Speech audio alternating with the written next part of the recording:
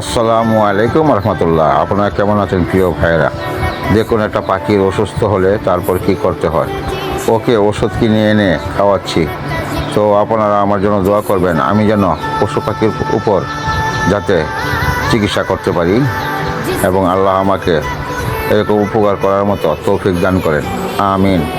তো সকলেই ভিডিওটা দেখে যাবেন, আর পারলে একটু বলে যাবেন কীরকম হইল ভিডিওটা।